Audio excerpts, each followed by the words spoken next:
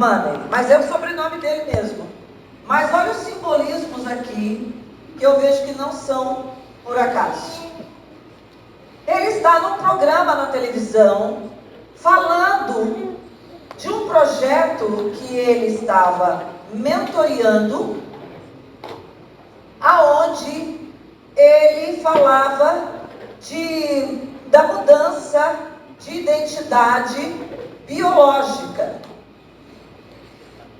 E os pais, assistindo esse programa, pensaram que talvez fosse a solução para o filho, porque ele falava de estudos que estavam sendo feitos para colocar em alguns homens o chamado uma vagina funcional.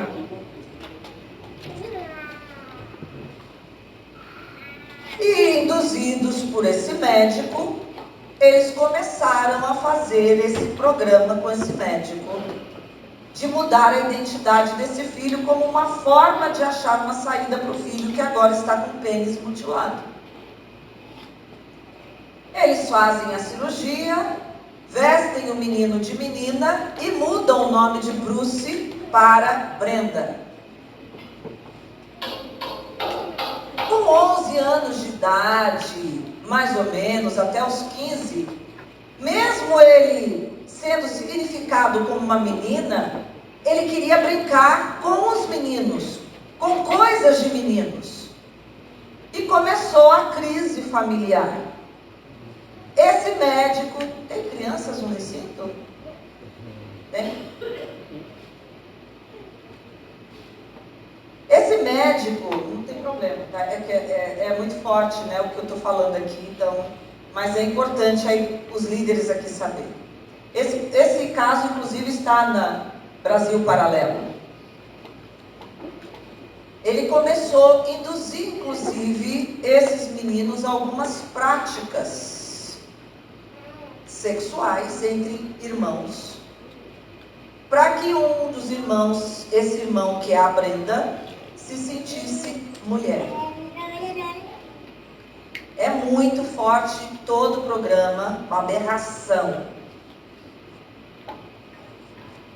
O que aconteceu? Um desastre familiar. Depois de um tempo, um sexólogo chamado, olha o nome dele, Milton Diamond. O John Money perverteu, mas apareceu um diamond, um diamante, para reverter tudo isso.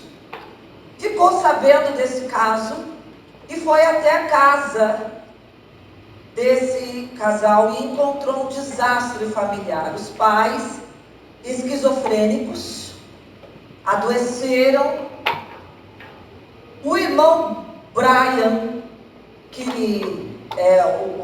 que permaneceu como menino, adoecido também, numa esquizofrenia, a família tendo que ser medicada, e esse irmão morre de uma overdose. Tamanho sofrimento familiar. Vocês vão ver aqui o depoimento do próprio Bruce, que agora muda o nome para David. Comparando a história dele com o grande gigante que ele teve que enfrentar na vida dele, ele como Davi, e essa situação familiar que ele viveu como Golias. Esse jovem muda novamente a identidade para homem, inclusive casa-se, ele consegue se casar, ele tenta formar uma família, mas com 38 anos de idade, em 2005, se não me engano, ele dá um tiro na cabeça e se suicida. Tamanha a gravidade do que aconteceu com ele. Eu vou mostrar para vocês um pouco do testemunho do David. Pode passar, por favor? Infelizmente, Não conseguiu o som, né? Mas ele está falando, eu vivi aquilo. Tem muitas pessoas... Não passa ainda não, pode deixar no anterior. Eu vivi aquilo. Tem muitas pessoas passando por isso. E é o que eu falei hoje de manhã, tem 40%, é constatado estatisticamente que 40% das pessoas que vivem essas dificuldades com o gênero, elas têm uma tendência suicida. Não tem, queridos.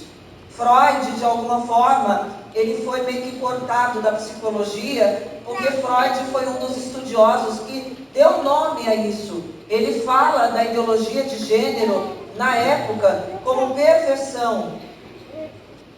Ele fala perverso, pelo avesso, né? Perversão no sentido de algo que não é natural.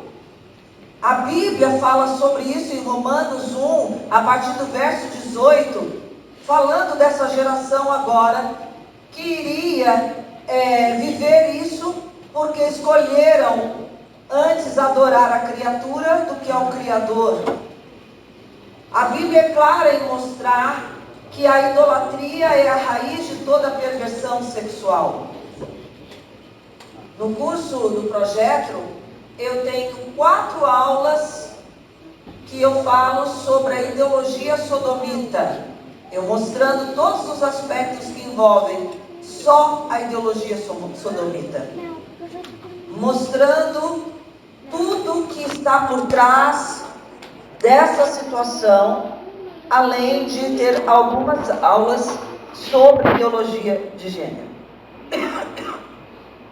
E nós, como crentes, precisamos entender que a Bíblia também tem resposta para isso, quando Paulo fala que as armas da nossa milícia não são carnais, mas sim poderosas em Deus, para a demolição de fortalezas na mente.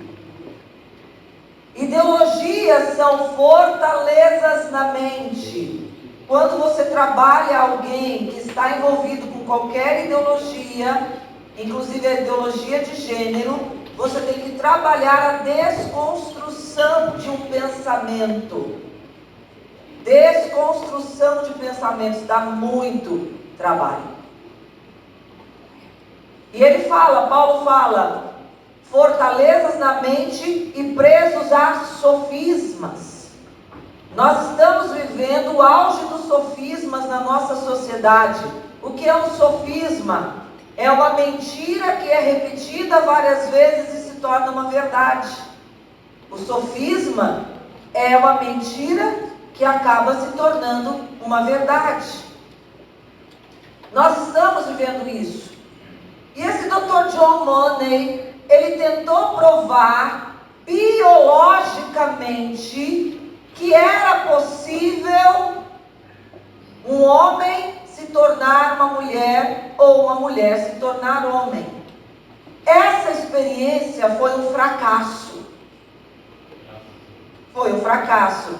Graças a Deus, mas em parte abriu a possibilidade para a entrada de uma outra situação.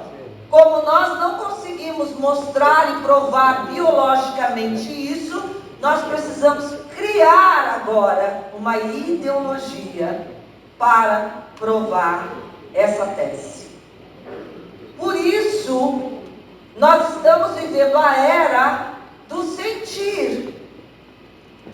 Se eu me sinto um cachorro, eu tenho o direito de ser um cachorro, de latir, né? Eu gostei muito de uma intervenção que houve nos Estados Unidos, de um rapaz que se sentia cachorro, e ele estava na rua dos Estados Unidos, criando inclusive um embaraço como cachorro.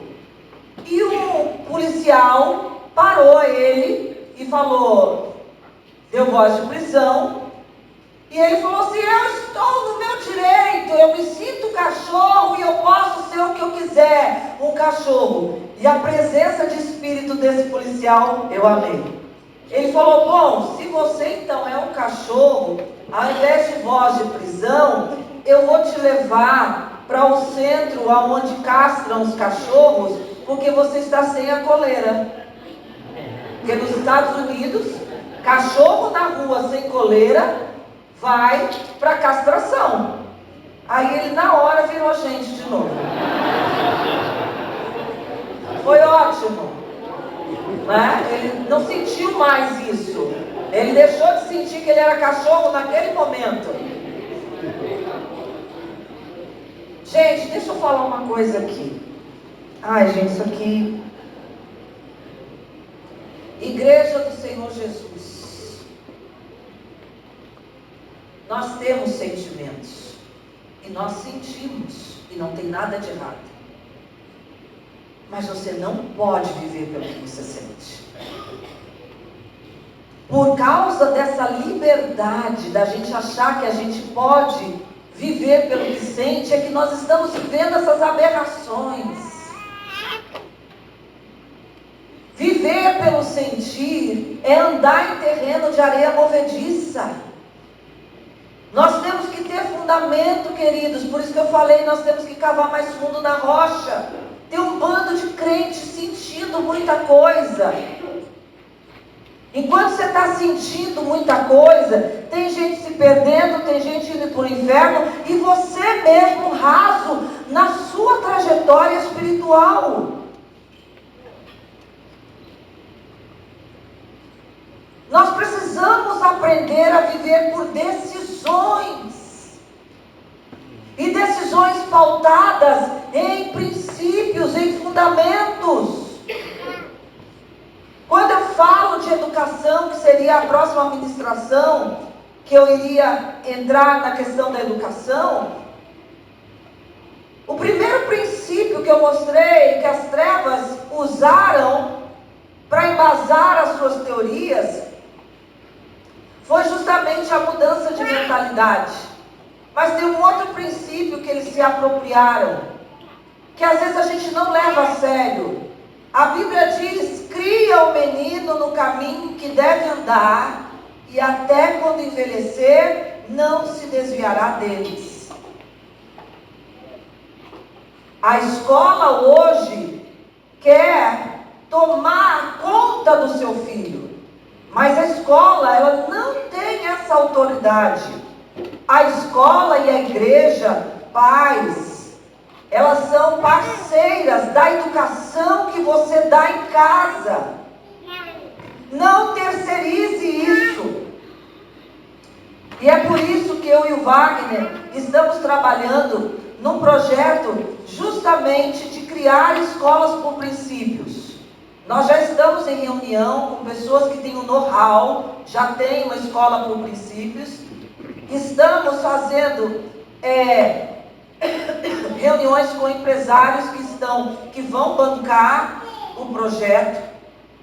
E o objetivo é começar a abrir, a partir do sul do Brasil e do Acre, que são os lugares onde nós damos supervisão, escolas por princípios. Porque se nós não acordarmos para termos uma educação que trabalhe isso, nossos filhos vão se perder. Principalmente nos tempos atuais, aonde os pais não têm ficado em casa. Na minha época, minha mãe me criou. Meu pai saía para trabalhar, minha mãe ficava em casa.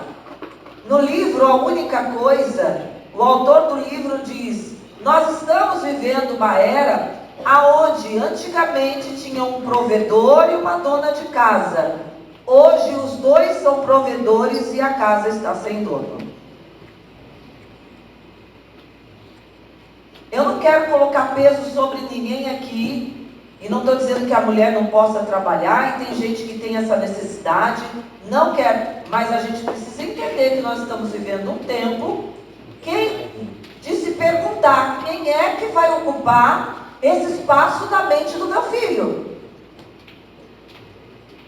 Há 3 semanas atrás, nós estávamos numa reunião da Brasil Paralelo, com o Lacombe, aquele jornalista. Ele era o mediador de um painel, aonde tinha uma deputada federal do Rio de Janeiro defendendo causas de família, e um professor de universidade do Pará, um cara muito fera, com livros escritos sobre filosofia, católicos, de direita, E ele falando, hoje eu quero trabalhar para termos escolas preparadas, porque eu não quero que meus filhos estejam debaixo da influência do que hoje é o ensino.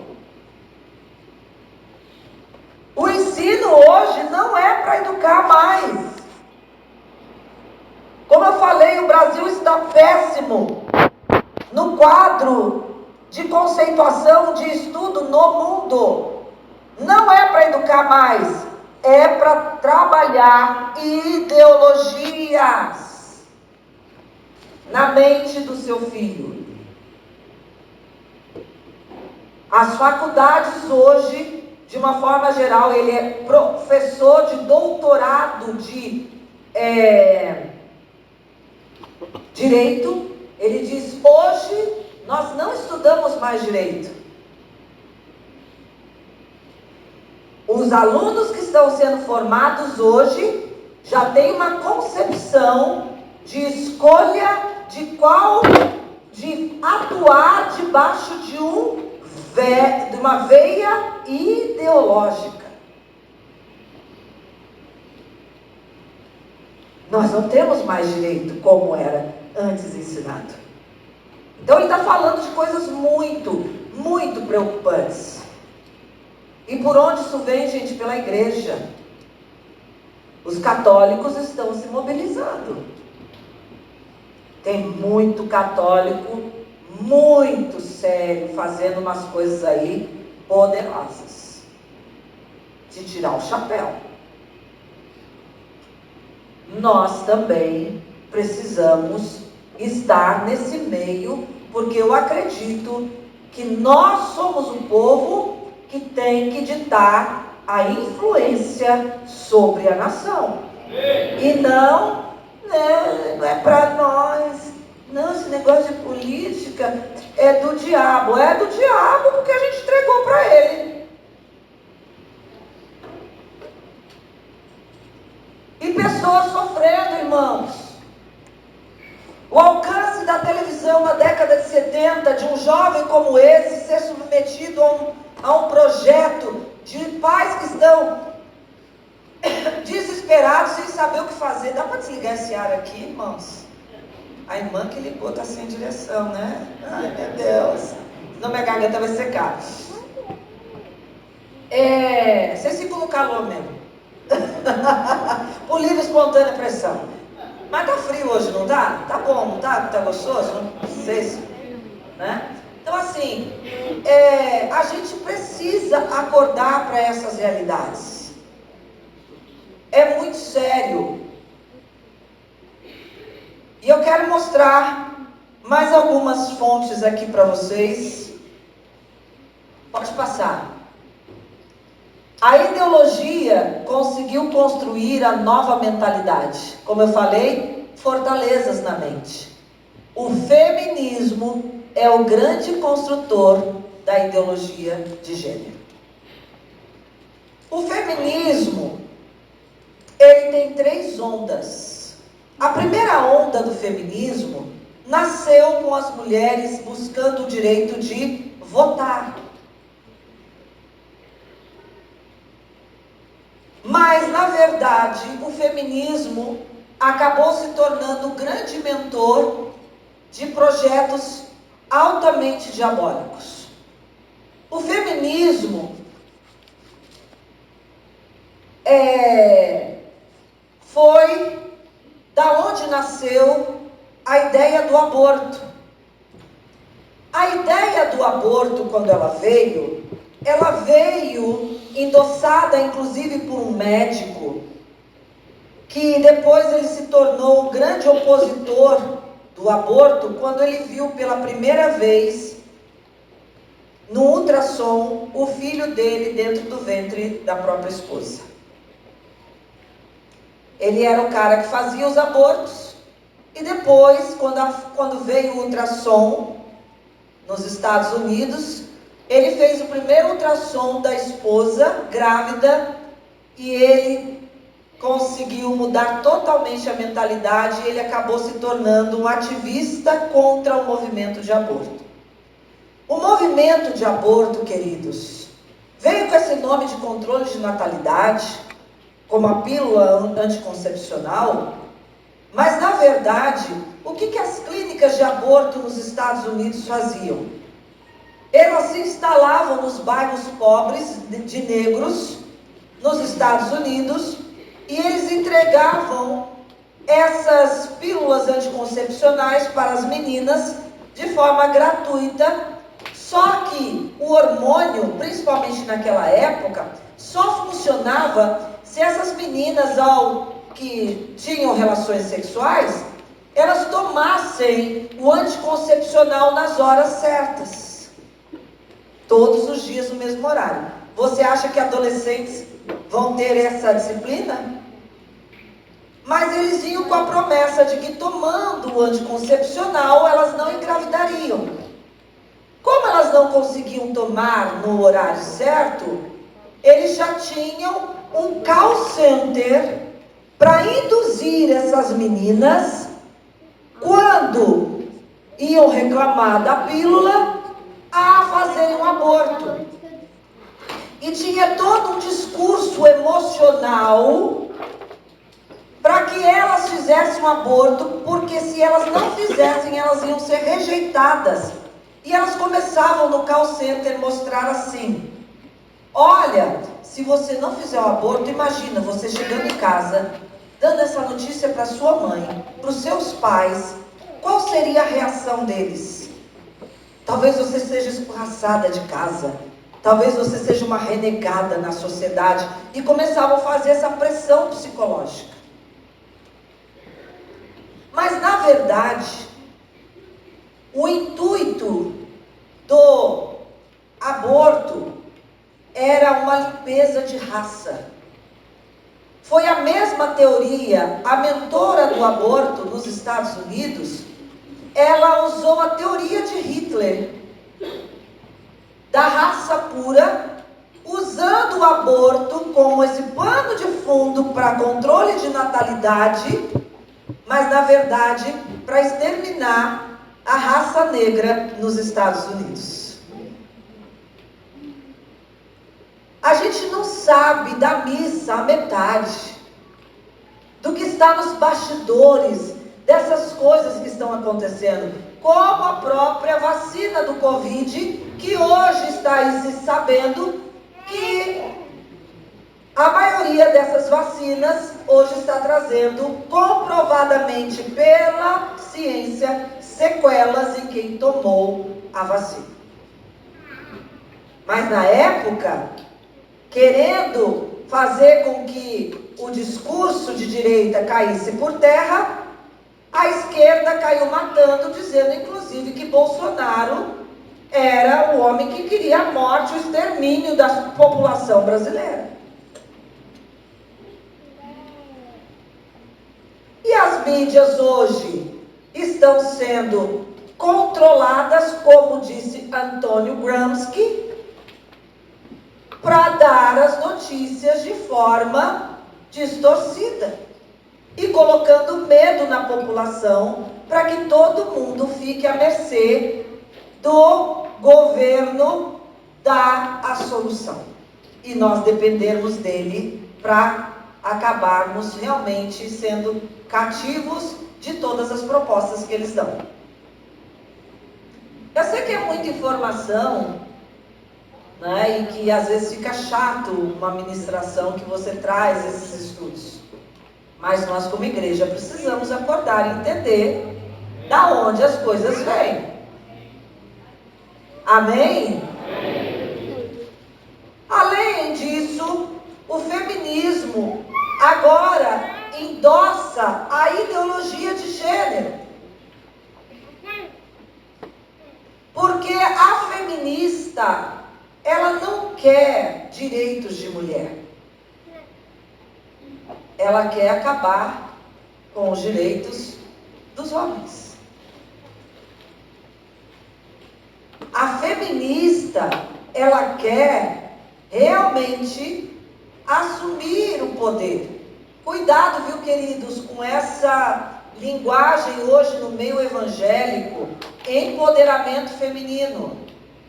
Isso tem que ser muito bem trabalhado, porque nós mulheres diante de Deus temos sim, da parte dele, autoridade e autorização para sermos bênçãos, senão eu não poderia estar falando aqui. Mas eu estou aqui sujeita ao meu marido. Inclusive quero fazer um parênteses, né, que várias pessoas me perguntaram. O apóstolo Wagner não está aqui, queridos. Nós deixamos tudo preparado para essa viagem,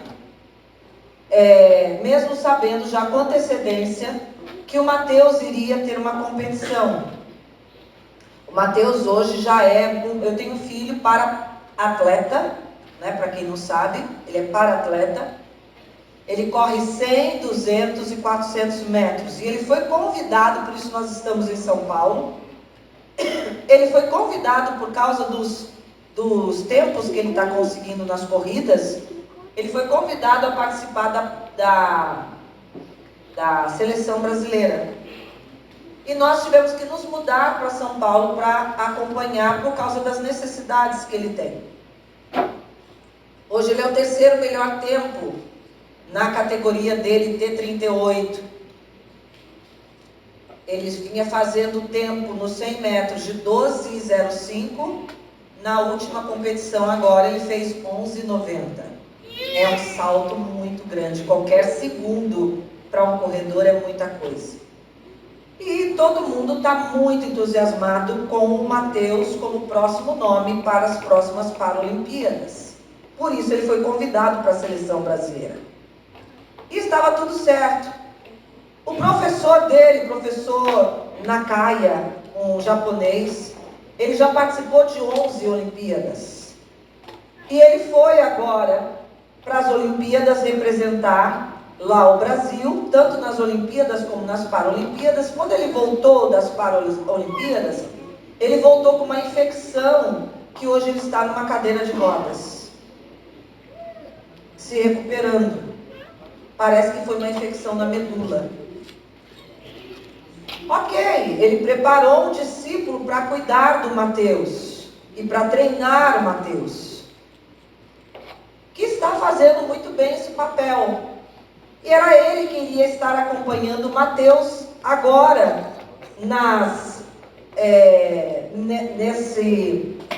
nessa competição que está vendo esse final de semana, que coloca o Mateus no circuito internacional. Ele vai fazer agora índices internacionais. Então é uma competição muito importante, que faz inclusive ele ter uma bolsa melhor como atleta. Estava tudo certo. Esse outro professor teve uma lesão e vai ter que ser submetido a uma cirurgia, e o Mateus ficou sem ninguém. Ele é um menino especial, todo atleta, né, o emocional conta para tudo. Se ele ficasse sozinho lá, com certeza ele não iria alcançar o que ele alcançou. Nós tivemos que, na última hora, o Wagner precisou ficar lá, que o Wagner é meio que o técnico dele, ele sente segurança do pai, precisou ficar lá para dar esse apoio para ele. E eu vim aqui e espero que eu esteja representando bem o papel do apóstolo Wagner.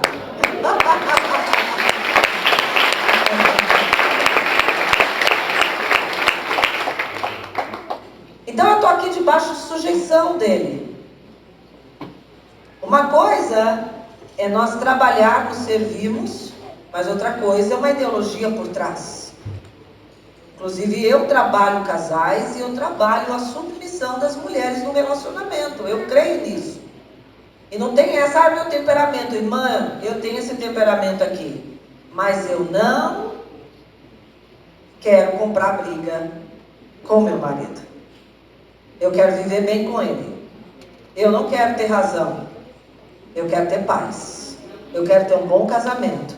E eu acredito que todo princípio na Bíblia foi colocado lá para que nós tivéssemos paz. As mulheres muitas vezes se sentem injustiçadas. Para eles é fácil, eles são sacerdotes.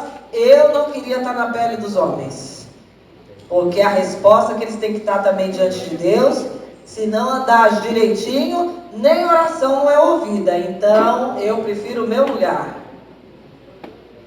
Amém? Estou muito resolvida.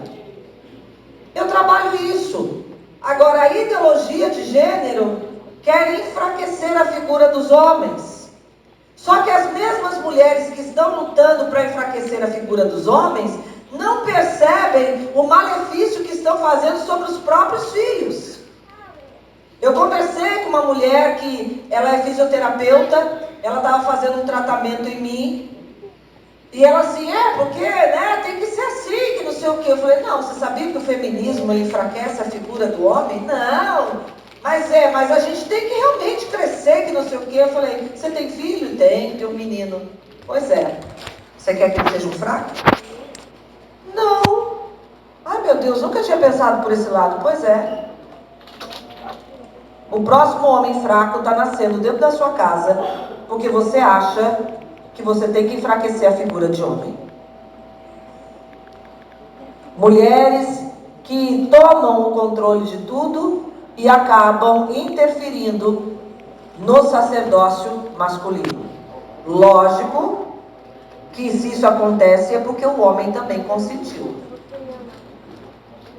Então, homens, tomem o seu lugar. E eu quero dizer que ele não fica ocupado pela mulher, porque Deus não reconhece a figura da mulher no lugar do sacerdócio masculino. Esse lugar fica desocupado. E é aonde acontecem os problemas dentro dos casamentos e da casa.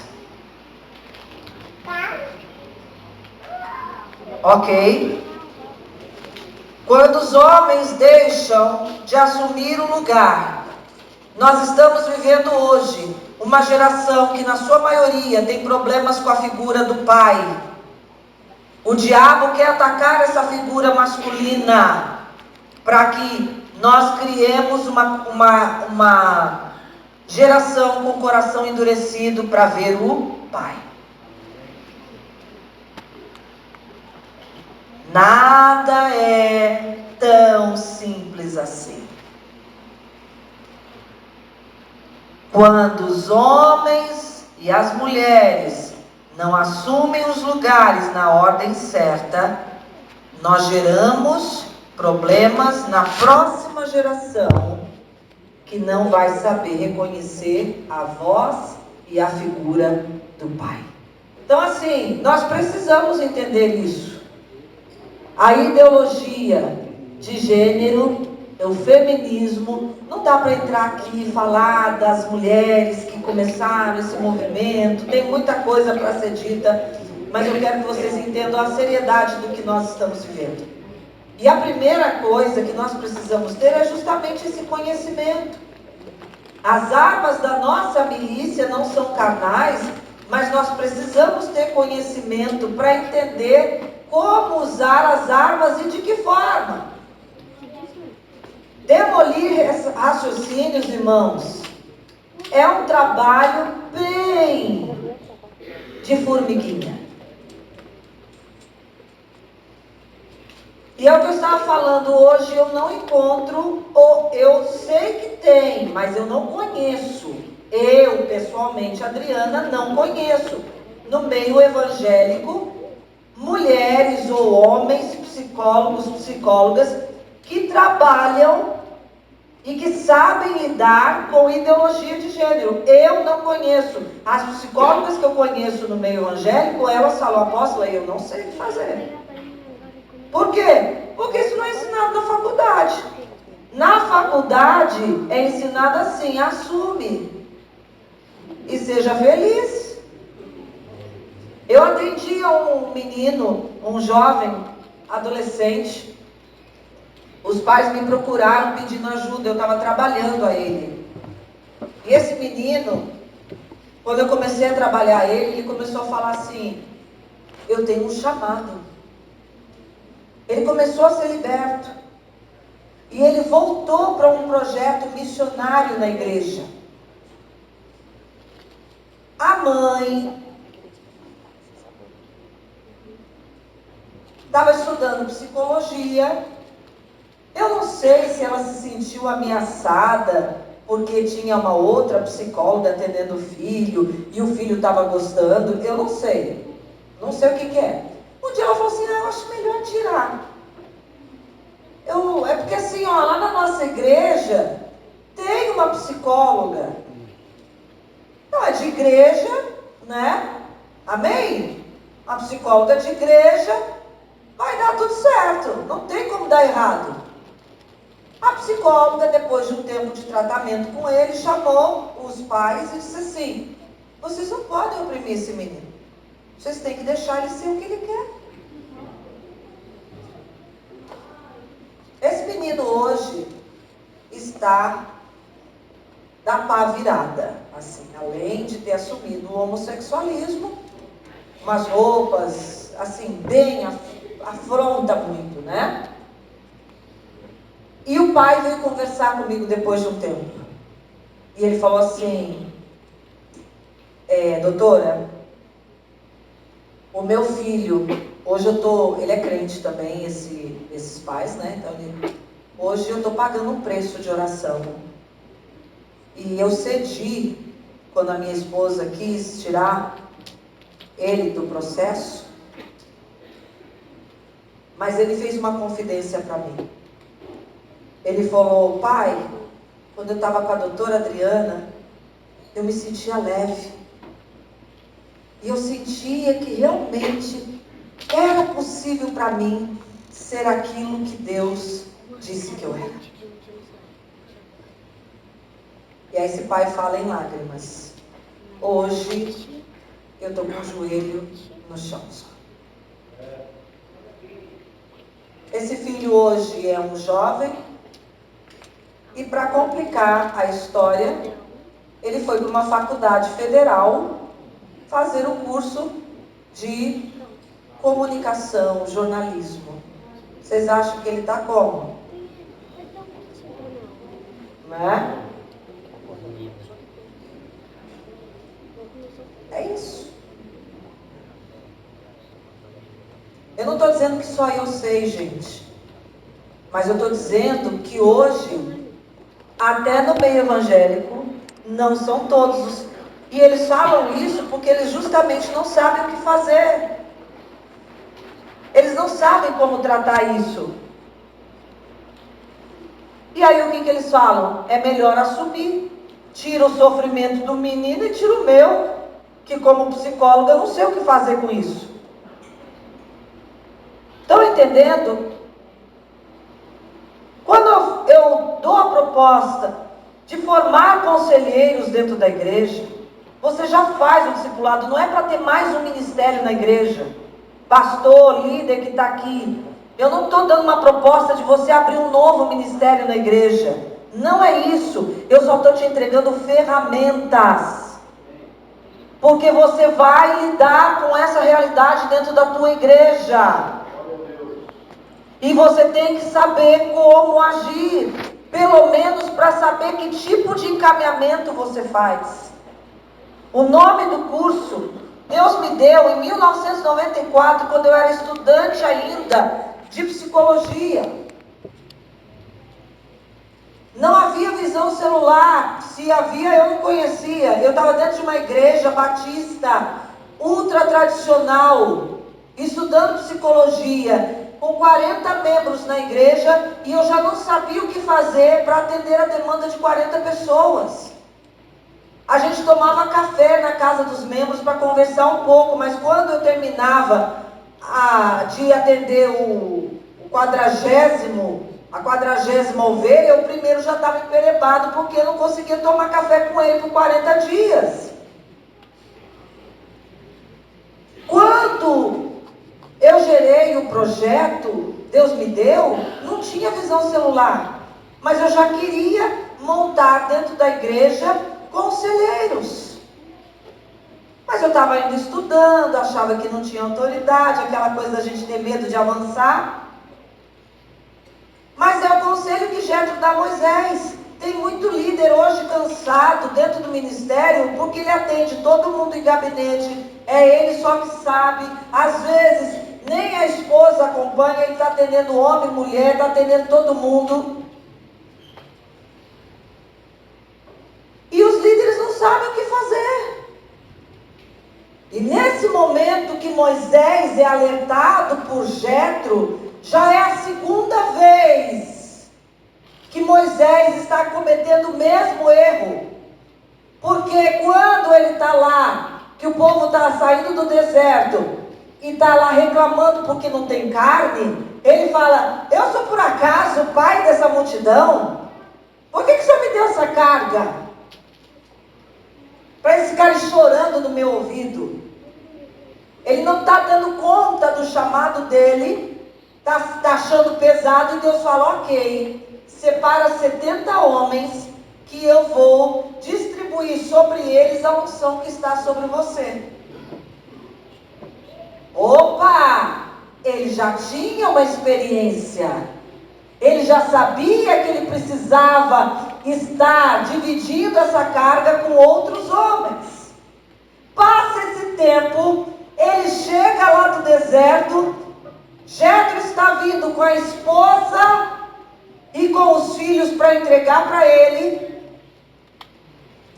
Ele conta, ele recebe o sogro, né? Eles se beijam, eles estão felizes ali. Até engraçado o texto, que parece que ele nem ficou tão feliz com a esposa e os filhos, mas com o sogro ele está super animado.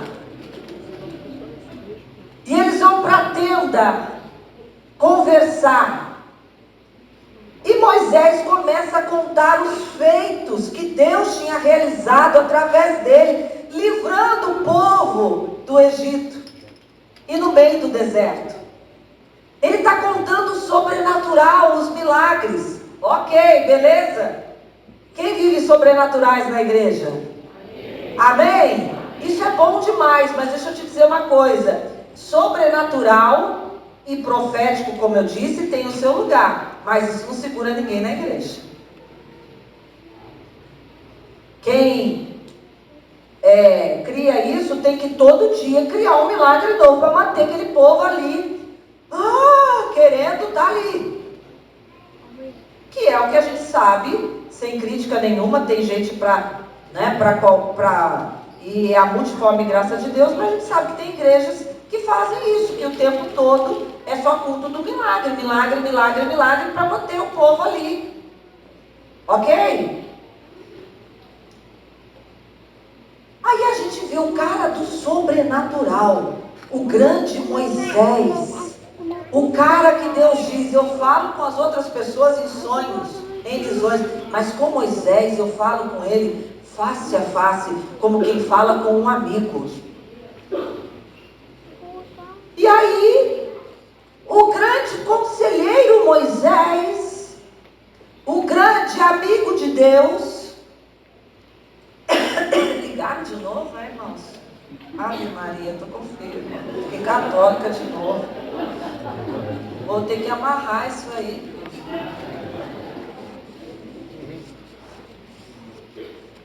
O grande Moisés, o cara que está relatando sobre... Por isso que eu estou ficando mais desse lado, não é que eu não gosto de vocês aí não, tá, irmãos? Vou pregar aqui no canto, acho que eu vou pregar aqui dentro desse negócio aqui.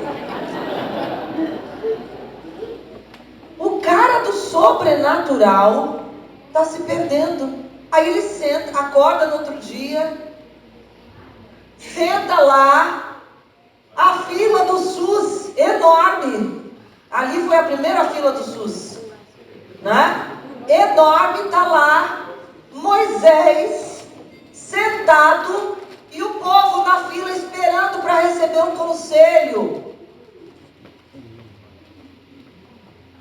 Imagina aí, 3 milhões de homens, se 1% resolvesse dar um cripocó, quanto que é 1%, irmãos? De 3 milhões?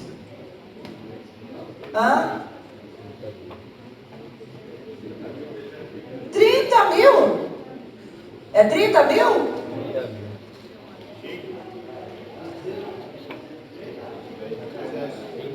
Você acha que ele ia dar conta? Ele ia ter um burnout. Que está em moda agora, né? Burnout. Ele ia ter um burnout, ele ia ficar de novo estressado. O sogro chega para assim, dá uma olhada e fala, eu acho que o sogro ficou assim, eu não acredito que o meu genro, que estava contando ontem sobre o sobrenatural, está se perdendo agora nessa situação pela segunda vez. Jetro chama ele e fala assim, meu filho, isso que você está fazendo não é bom. Separa homens. E aí ele dá as características: idôneos, homens de verdade. Aí vai falando. E divide essa carga com eles. Porque o teu papel, olha o que ele diz. O teu papel, Moisés, é ensinar as leis do Senhor para eles.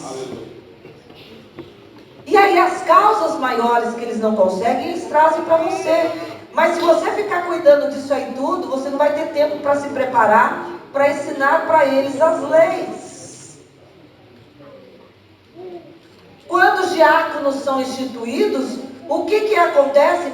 Precisamos instituir esses homens para que nós, os apóstolos, estejamos nos dedicando à oração e ao estudo da palavra. Pastor, se você está fazendo tudo sozinho na igreja, com certeza a sua vida devocional está indo pelo ralo.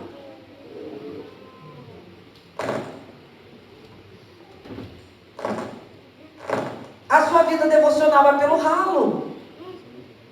E aí o que aconteceu? Veio essa grande estratégia, a visão celular no modelo dos 12, para ter um discipulado. Mas a gente não faz a tarefa de casa.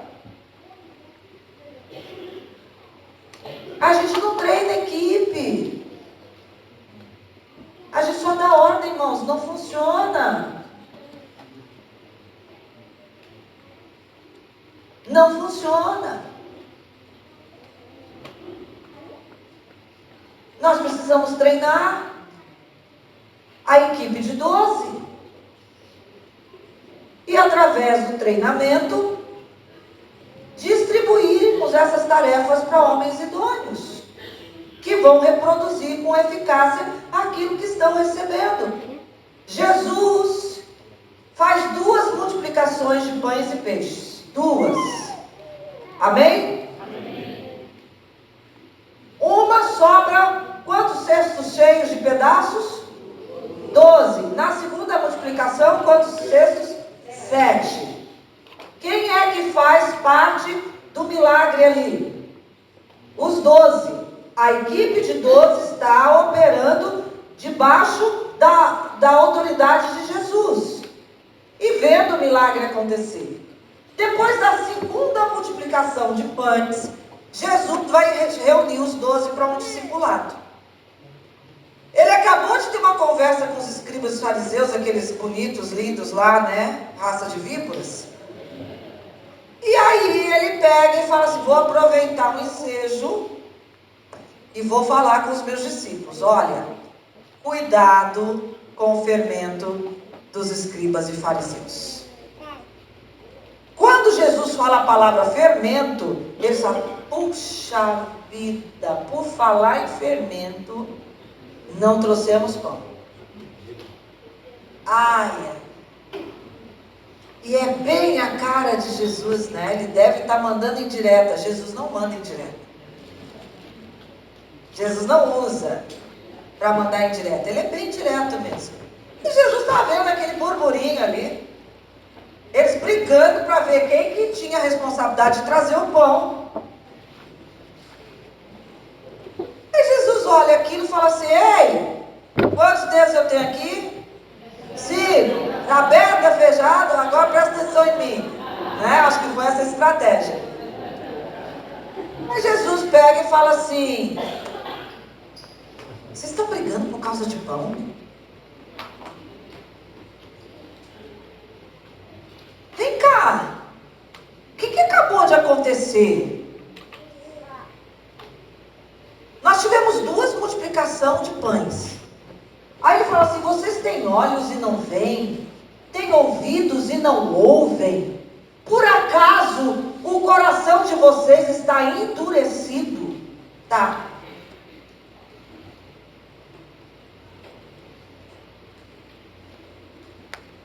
E Jesus Jesus fala, não é isso que eu estou falando. Eu não estou dando indireta porque vocês esqueceram o pão.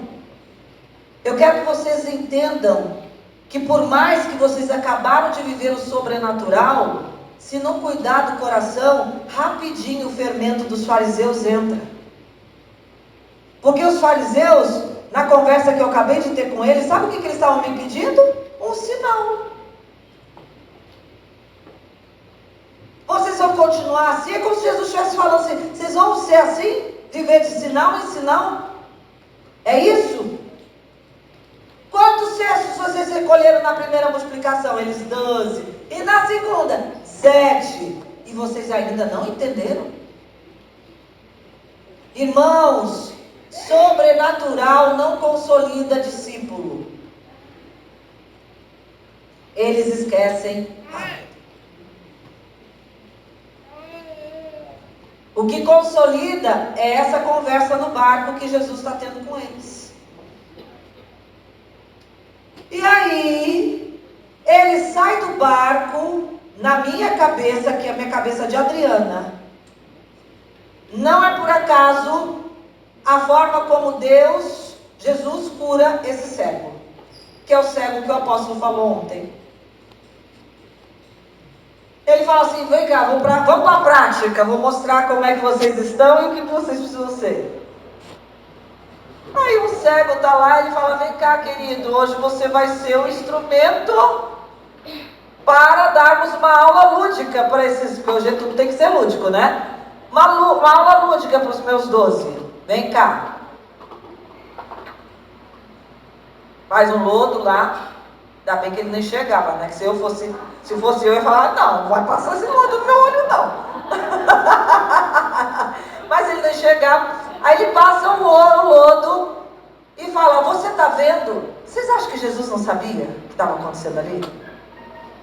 Vocês acham que Jesus, não, ele estava com menos poder, errou ali Não, irmãos. Ele passa e fala assim, vem cá, como é que você está vendo? Está enxergando? Eu acho que sim, eu estou vendo os homens como árvores. Está enxergando errado. Homem tem que ser visto como homem, gente tem que ser vista como gente. E Jesus pega, impõe as mãos novamente, faz uma oração e ele volta a ver. Jesus está lhe dando alguns toques para os discípulos. Vocês precisam de um segundo toque. Vocês ainda não estão vendo as coisas como deveriam ver. E se nós nos aprofundarmos, talvez Jesus estava querendo ensinar realmente a grande lição do discipulado. A gente não pode ver gente como árvore esperando só o fruto. Nós temos que ver gente como gente, entendendo que o melhor é estar no relacionamento do que aquilo que a pessoa tem a me dar. Porque alguém que é cuidado no discipulado vai ter prazer em dar frutos para Deus. Você pode dar um aplauso ao Senhor?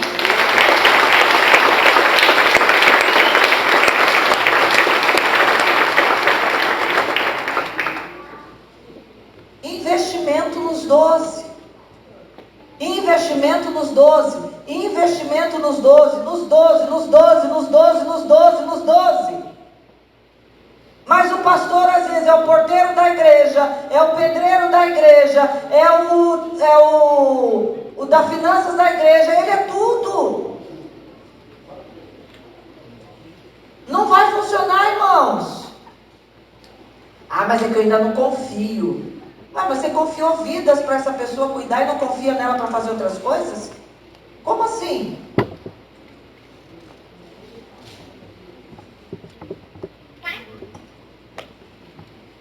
Aí nós voltamos ao início. As trevas são mais astutas do que os filhos das luzes, porque eles sabem formar equipe, sabem trabalhar a equipe, investem em equipe. Equipe. Por quê? Porque você pode, como diz a velha frase, chegar até mais rápido sozinho, mas com a equipe você chega mais longe. Eu nem sei se chega mais rápido sozinho, porque não consigo ver um resultado sem trabalho em equipe. Um resultado realmente consistente. O problema é que a gente quer a multidão para ontem. Não é, irmão? É trabalho de formiguinha. Trabalha esses 12. Consolida, vai, faz, vai. E eles vão naturalmente começar a se multiplicar. Mas a gente já quer ter a multidão. E quando a visão celular começou, o nosso referencial era lá, né, Manaus, que tinha a multidão. E tinha gente que queria, mas como que o apóstolo Inês já tem a multidão e eu não tenho? Você começou a igreja ontem e já quer ter a multidão que ele tem. Quando o apóstolo conseguiu aquele resultado, quando ele entrou na visão, ele já tinha uma igreja de 5.000 pessoas. Ele já tinha resultado. A visão organizou. Aí o cara começa com a família em casa e já quer, eu vou lá no Mi, eu fico vendo, eu não consigo aquele resultado. Não vai conseguir, agora não, irmão. E aí a gente começa a desprezar os discípulos. Como assim? Autorresponsabilidade. Se questione. Irmãos, tem uma coisa que eu levo a sério um versículo. Aquele que está em pé, olhe para que não caia. Eu sempre me pergunto, Adriana, o que é que você não está fazendo? Aonde você está errando? A gente quer encontrar as falhas nos outros. Frases da visão. O líder é a chave. Por que você não abre essas portas então e fica agora acusando a equipe? Não. Treina, ensina.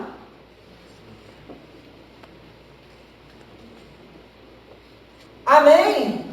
Processo educativo. Vocês vão ser líderes de multidão. É profecia e eu acredito.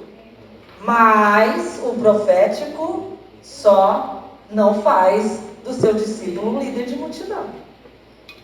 Ele tem que aprender como é que ele vai ser esse líder. E entra o processo. Então essa é a mentalidade quando eu estou falando aqui de aconselhamento, quando eu estou falando de processo educativo. Se nós não prepararmos a base da nossa igreja, os próprios processos educativos de escolas que nós queremos por princípios, vai acabar sendo um fiasco no meio da sociedade. Precisamos estar organizados. Se tem uma coisa que eu admiro no perfil do Wagner, é que ele é altamente organizado em processos. Ele não tem pressa das coisas acontecerem. Ele é o homem do método, do processo. O perfil dele é esse.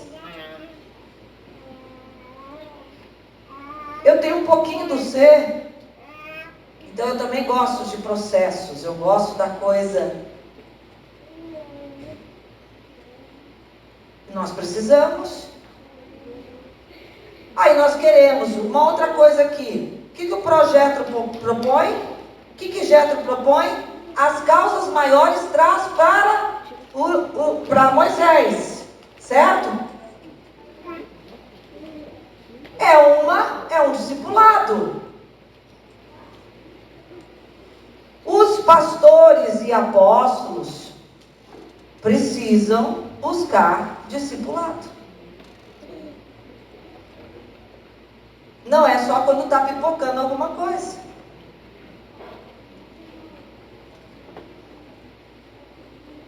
Nós precisamos viver de verdade o que nós queremos imprimir como marca na vida dos nossos discípulos.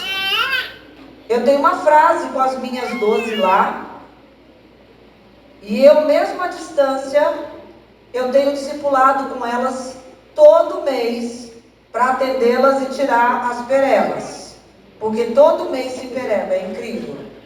Não sei aqui, mas mulher é... Da última vez que eu tive agora, domingo lá, tivemos uma reunião e elas, apóstola, nós estamos entendendo o que a senhora está dizendo. Quando a senhora diz que quer nos discipular, a gente está entendendo agora que é para um projeto maior. Agora, para você ver, eu não estou desprezando não, tá? A gente fala que a gente cuida de discípulos para cuidar de outras pessoas e ganhar vidas, não é? Mas agora caiu essa ficha para elas. Que elas estão sendo cuidadas não é só para ser limpas das feridas delas, mas é porque elas têm algo mais para ser feito. E aí elas me procuraram. A próxima vez que a senhora vier, nós queremos fazer um chá evangelístico. Já reunimos aqui às 12, vamos deixar tudo programado para a senhora vir e fazer um chá conosco. Amém. Não é para você ficar bonitinha dentro da igreja, agora estou com todas as minhas feridas curadas, liberta, maravilhosa. Não, irmã. É para você, irmãos, é para você ganhar vidas. Mas por quê? Insistência em fazer discipulado. Discipulado não é pregar apenas para os discípulos numa reunião de 12. É chamá-los para conversar e olhar no olho. Senão, profecia não se cumpre. E você vai começar a achar cansativo o seu cargo. Silêncio na plateia. Podem respirar. Vai. Mas eu estou falando mentira, irmãos? Vocês estão recebendo isso com amor? Amém? Vocês não estão chateados comigo? Se tiver também, vou fazer o quê? Eu não posso agradar todo mundo, né? Eu fui chamada para falar isso, estou falando diante de Deus com toda a responsabilidade. Eu quero ver o discipulado funcionando. E eu quero tirar cargas de vocês. Amém? Pode passar, querido. Estou fechando. Para a honra e glória do Senhor Jesus. A igreja preparada para vencer o grande gigante, a ideologia. O texto que eu falei, porque as armas da nossa milícia não são carnais, e sim poderosas em Deus para destruir fortalezas. Anulando, está errado ali. Anulando os sofismas e toda altivez que se levante contra o conhecimento de Deus. Levando cativo todo pensamento à obediência de Cristo e estando prontos para punir toda desobediência uma vez completa a vossa submissão. Obediência, submissão, reconhecimento de autoridade. Um dos livros muito importantes que eu acho que toda igreja devia ler. A Autoridade Espiritual do Watchman Nee. Entender a profundidade do que é estar sujeito à autoridade. Eu estou aqui na igreja do apóstolo Raimon. Por mais que eu seja supervisor, eu estou debaixo da autoridade dele. A igreja é dele. Ele é a autoridade aqui. Ok? E eu estou sujeito a essa autoridade. Nós precisamos entender isso. E nós queremos trabalhar ideologia de gênero. Ideologia de gênero é o grau máximo, talvez, de rebelião da natureza humana. Nós precisamos ter esses conceitos de autoridade muito bem firmados para podermos ter autoridade espiritual, para trabalharmos isso na vida das pessoas e trazer cura e libertação. Estão entendendo a seriedade disso, irmãos? Então vamos lá. Acabou. Aí está o link, como eu falei, para o projeto. Algumas pessoas me procuraram aqui depois no começo da palavra, dizendo que vão fazer. Tenho recebido testemunhos. Esse é o segundo lugar que eu falo essa ministração. Depois que terminei lá, como eu falei, recebi testemunhos de pessoas que recebi testemunho de um homem também que saiu do homossexualismo, hoje está casado.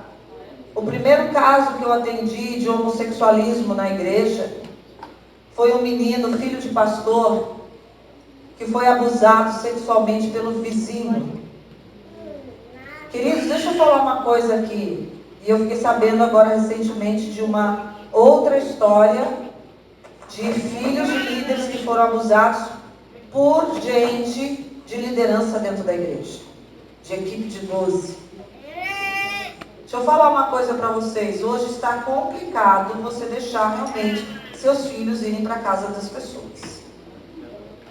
Nós tivemos numa cidade aqui no interior uma das cidades no sul aqui do Brasil, e nós ouvimos uma história de um casal que deixava os filhos com um casal de líderes na igreja todas as vezes que precisava sair, e eles foram descobrir que o marido abusava dos filhos.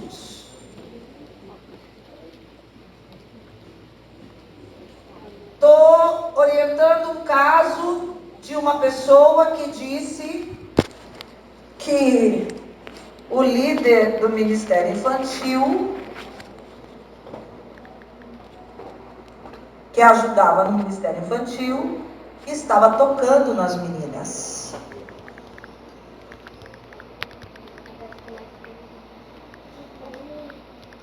Um dos ministérios menos valorizados às vezes na igreja, ninguém quer estar cuidando de criança, mas é um dos ministérios mais importantes de formação de identidade. Eu lembro até hoje das minhas lições na escola bíblica dominical com as professoras. E nós estamos vivendo essas tragédias dentro da igreja, não é lá fora não, irmãos. Esse filho de pastor veio buscar ajuda, atendemos por 3 anos. Fizemos um trabalho emocional, espiritual e físico, porque ele já tinha os trejeitos. Nós encaminhamos para a fonoaudióloga para trabalhar a voz dele, e trabalhamos a questão muscular para ele ter mais firmeza nos movimentos. Foi um trabalho belíssimo, o primeiro trabalho meu em 2003. Hoje esse rapaz está casado, tem 2 filhos e está sendo preparado pelo pai para ser o sucessor do ministério. Você pode dar um aplauso ao Senhor?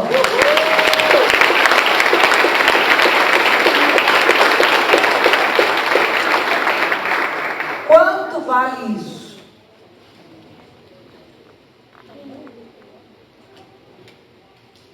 Agora imagina você, se você entende a dimensão do seu chamado.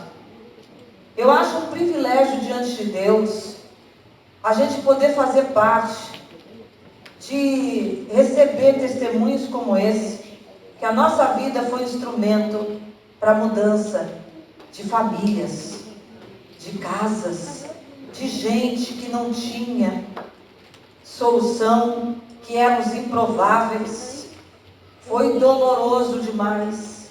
Eu vi esse rapaz várias vezes chorando dentro do consultório, lutando contra isso com unhas e dentes, sendo atormentado pelos pensamentos do inferno. É uma guerra, irmãos. É uma guerra. Foi um dos casos que pensou em suicídio. O vínculo emocional, eu costumo dizer que o homossexualismo é tipo um vício emocional, só que é pior, é um vício pior do que talvez alguém que é usuário de drogas. Por quê? Porque o objeto do vício é uma outra pessoa, tem sentimento, tem vinculação envolvida. É um trabalho árduo, mas é possível. E dentro do projeto, eu tenho trabalhado para que haja justamente um lugar para o encaminhamento. Porque se tem um conselheiro, ele pega uma demanda dessa, não é para ele atender, porque já atingiu um estágio de que é para um psicólogo, um psiquiatra ou outra instituição, da gente ser também esse balizador para encaminhar as pessoas. Por isso, o meu próximo investimento é treinar psicólogos, porque hoje eu não tenho para onde encaminhar. E eu não tenho como atender todo mundo.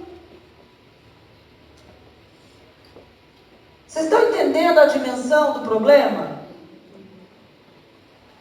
Quando alguém na igreja fala que está fazendo psicologia, eu me alegro. E eu espero que não se desvirtue. Mas eu quero fazer um curso para preparação de psicólogos, de saber o manejo do cliente, do paciente em consultório, porque eu quero ter pessoas vinculadas a mim, que eu falo assim, ó, no teu estado tem essa pessoa, no seu estado tem essa pessoa, tem essa pessoa para encaminhar. Porque alguns casos precisam ser presenciais. Recebi, para fechar, vou contar essa última experiência. Recebi alguns meses atrás, uma pastora falando assim, estou com um caso de um casal que eu recebi, uma dupla, né, porque não é casal, de homossexuais aqui na igreja, e começamos a trabalhar a eles, um se converteu, ficou e quer sair dessa prática, o outro foi embora, largou ele, não quer viver o evangelho. Só que o que ficou, ele está em depressão, porque ele está vendo a guerra que é na mente deles. Apóstolo, a senhora pode atender? Além de eu não ter vaga para atendimento, como ele estava numa depressão severa, pensando em suicídio, eu não atendo esses casos online. Não é recomendado. Eu tive que procurar uma psicóloga, que eu lembrei, que eu fiz uma supervisão com ela, ali numa cidade da Redondeza, e perguntei, querida, você pode atender esse caso? Ela, mas e aí? Eu falei, não, qualquer coisa que você precisar, me chama. Eu vou te orientando. Mas você está aí perto, você pode atender ele no presencial. Mas e aí, queridos? Para onde a gente vai encaminhar essa gente? Tem alguém aqui fazendo psicologia? Que ano que você está? Hã? É formada há quanto tempo? 2 anos. Atua? Que bom. Já pegou um caso desse? Conseguiu lidar? Aham.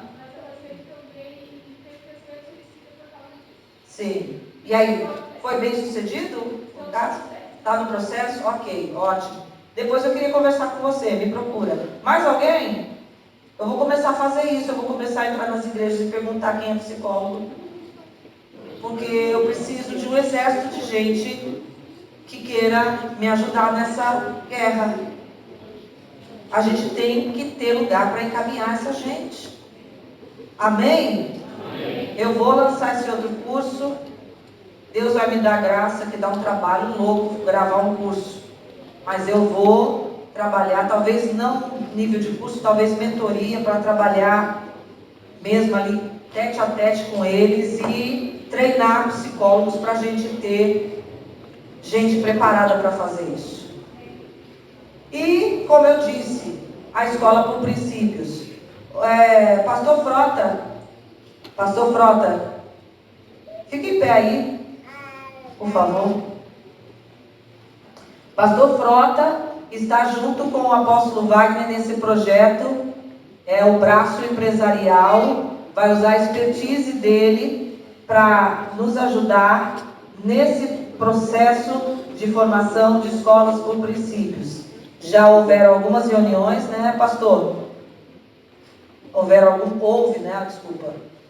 algumas reuniões e aonde nós estamos passando, tem muitos pedagogos, pessoas da área de educação, muito entusiasmados, querendo nos ajudar nisso.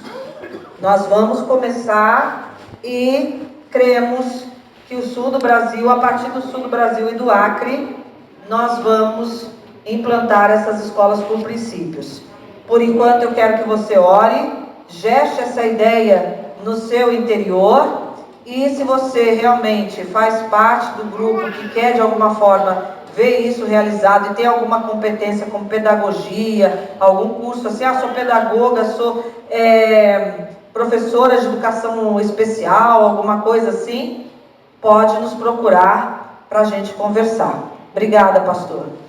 Ok? Que Deus os abençoe.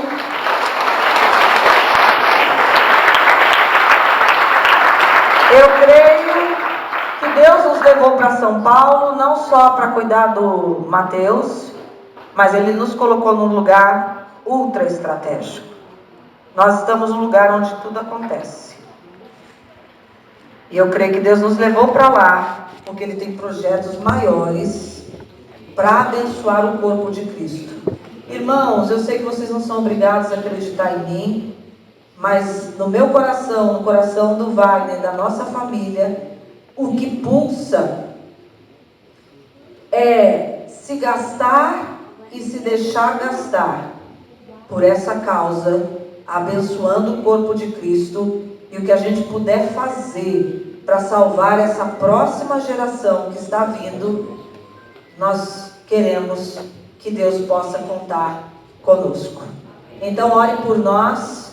Nós temos as nossas guerras pessoais, né? Um filho especial, que graças a Deus, porque a gente investiu bastante também, hoje está nos dando resultado. Um menino altamente disciplinado e que foi o motivo, Mateus, o nome dele é presente de Deus, ele foi o motivo de nós termos vindo para São Paulo, e a gente nem sabe, mas eu acredito que Deus está usando toda essa situação, como eu disse, para nos colocar nos lugares estratégicos. Deus os abençoe, obrigada por me ouvir até agora, graça e paz.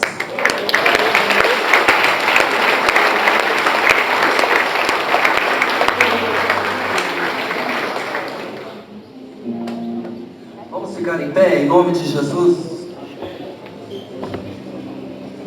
Depois de tudo que ouvimos, nós decidimos avançar na grande comissão e fazer a obra de Jesus, amém? Amém. Aleluia.